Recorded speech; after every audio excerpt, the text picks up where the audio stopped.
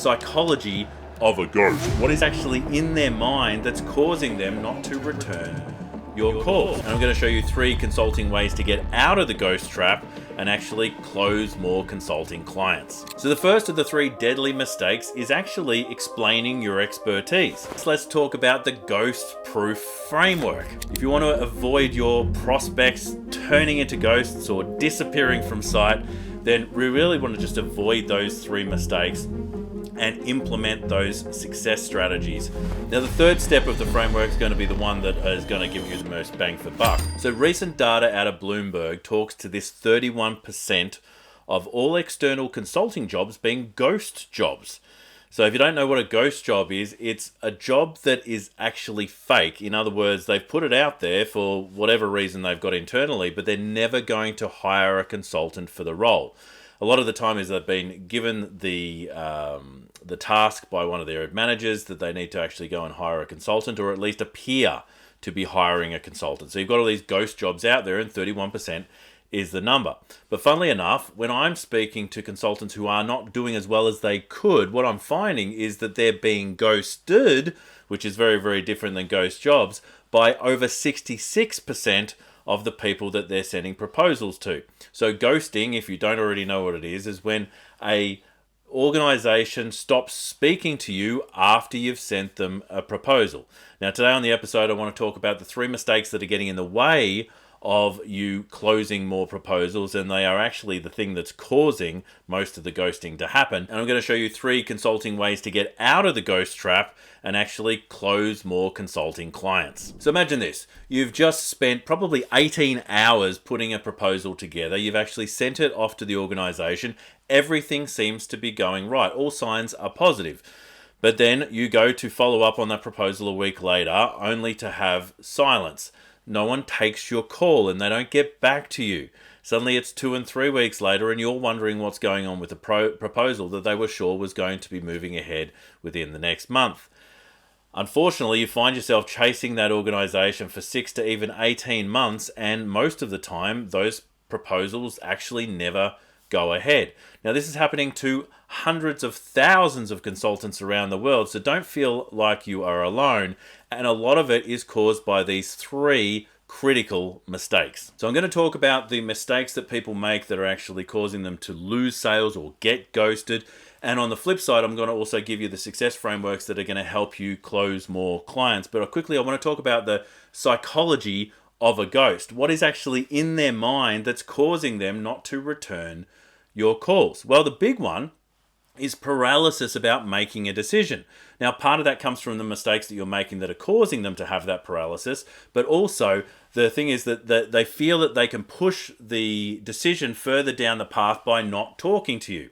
So if they don't take your phone calls, if they don't return those calls and have that conversation, then they won't feel the pressure of having to make a decision. And for a lot of people, there can be massive anxiety around making a decision. Now, if you're making some of the mistakes that I'm going to talk about in just a moment, you are actually causing anxiety in your prospect, and it's actually causing them to ghost you because of that paralysis. The other thing is people are busy and there are orders of priority, and those priorities change every single day. So if you don't have the conversation there when they've actually got the priority to move forward, if you don't take the next steps or put the next steps in front of them to be easy to take, then you'll find that your priority or their priority around you will shift every day. And the further away from the conversation or from the design call that they may have had with you, the actual colder that becomes, which means that it's less likely that they're actually going to respond to you because it is less of a priority. They've got all these other things on their plate. So if you can be speaking to them as much as possible, as close to the time when then it was a priority, then there's more likely they're going to move forward. But as time goes on, if you leave it and you let it go on, then there is much more likely that their priorities have changed. And so there are people out there that I speak to very often who are putting proposals out and they're not responding to clients for a full month. Now, I'm going to give you other things that we're going to talk about that are more specific for this, but if that is you, if you are actually waiting a month before following up a client on a proposal, even if you're waiting 2 weeks before following them up, then you're actually doing yourself and your client a disservice because their priority has moved, which means you really can't help them at their time of need. So the first of the 3 deadly mistakes is actually explaining your expertise. There is a lot of consultants out there who have real specializations who spend an excessive amount of time explaining their solution and the expertise behind them, trying to prove themselves to the client. Every time they do that, and it can actually overwhelm the client and actually get in the way of what the client wants, which is just to care about getting an easy solution. So the more you're talking about your own expertise, the less they're talking about what they want and the problem that they're experiencing, and that in itself is getting in the way of the sale. The second of the deadly mistakes is sending overly detailed proposals. Now that does 2 things for a client. Number one, it can make the project seem like it's going to be overly complicated, and it can also create a list of things for them to say no to. So let's say you had a list of 10 things and they see that 2 of them are valuable. Well, they're going to mentally discount your proposal by 80% because they're only interested in 2 of the 8 things. Or worse still, they see one of the things on your list of activities of what you're going to do and your detailed explanation, and they go, we've tried this before and it didn't work, so they're actually going to poison, or it is going to poison the entire deal. Third of the deadly mistakes might actually seem like it's good customer service, which is following up with a client in a friendly and professional manner. But in doing that, you're actually training the client in 2 very specific ways. Number one, you're training them to understand that you will continue to follow up and that you continue to be available when they want you, and you'll put yourself in the friend zone, which means that they feel that you're available and accessible whenever they need. So why do they need to make a decision about you now? And so there are very specific ways to do follow-up to ensure that each conversation is an intentional one. Otherwise, you're just checking in like, hey neighbor, I'm just checking in to see how you're going. And that actually puts you in the friend zone, and it means that you're never actually going to be someone that they consider for the actual job. Now we've talked about the 3 deadly mistakes, let's talk about the ghost-proof framework. Now the third step of the framework is going to be the one that is going to give you the most bang for buck, but I want to talk about 2 others that are actually going to make your life easier. Now the first one is to always have an intention for every call, which means that we're not just randomly following up for any reason. We want to make sure that there is a specific time that we're calling about a specific thing, which means that you always want to book a call from a call. And that is an old sales adage, but it's a really good consulting adage so that we understand why we're actually meeting. Often we can find not only do people ghost us, but they also ghost the meetings, and they don't show up to meetings because they don't understand the importance of them. So making sure that you have an intentional reason that they agree that is important for you to have a meeting is the absolute key. We're not just booking another time to see if now is the right time. We're booking the call to do a specific thing or to ask a specific question. And that might even be about making a specific decision. But ideally, I like to have it, I'm going to contact you here to find out some details about this. Can you do this thing beforehand?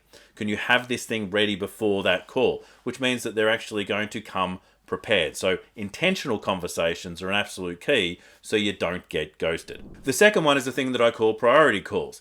Now, what I like about priority calls is it's like a smaller call before the big design call that we would have to close a deal. The priority calls are fantastic because they get us to find out, is now the time that we should be either making a proposal or having that sales conversation.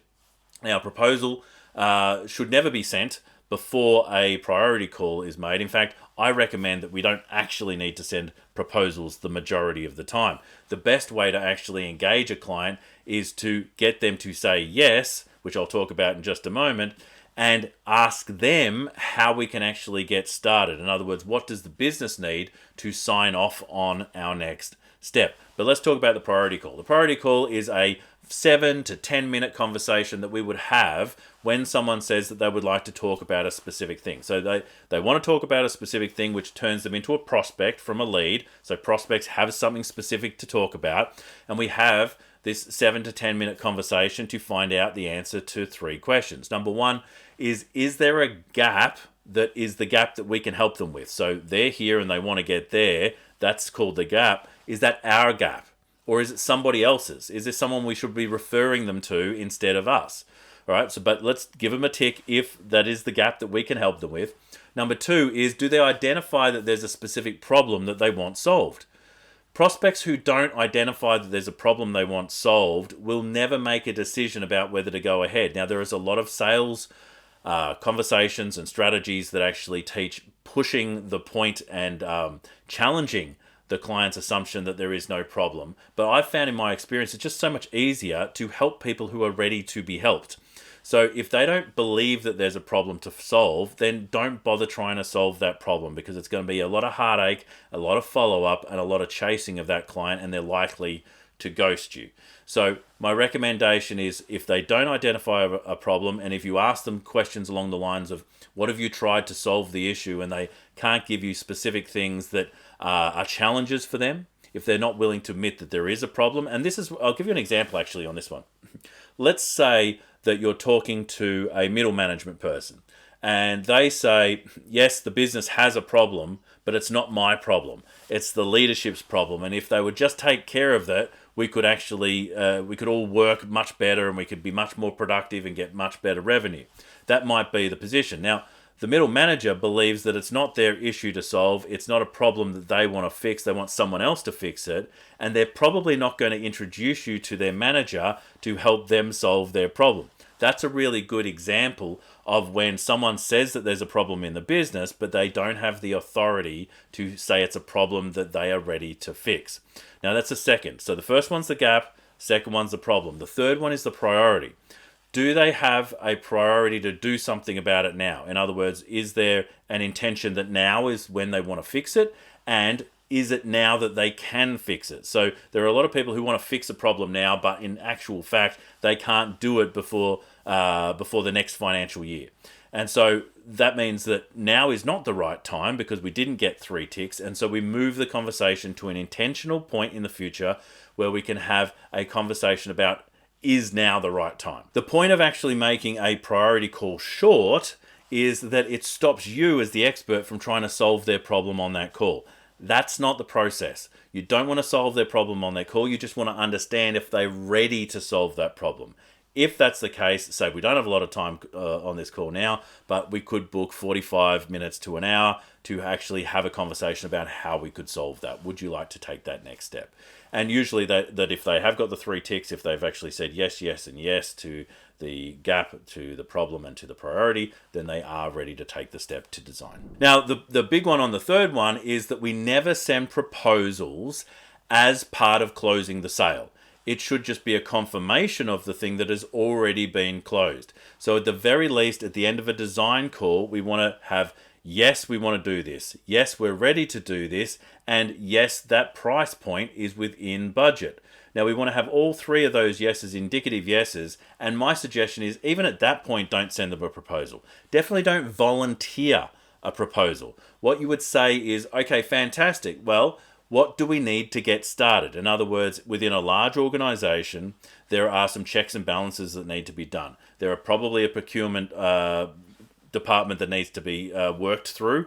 There's also a purchase order that usually needs to be raised. But you could even ask the question, what do we need to raise a purchase order? Because what you want is the person that you just spoke to be the champion for you inside the organization. Now, if they're not just new to the business, they will already know how to get a deal through. They'll know what red tape to avoid, what lasers to step over on the way of getting it through to the business, because they want it to happen. They've already agreed that they want it to happen. They agree they want it to happen now, and they're actually happy with the budget. Now we just need to help them say yes by helping it get through the business. So allow them to be the person who recommends the best path forward.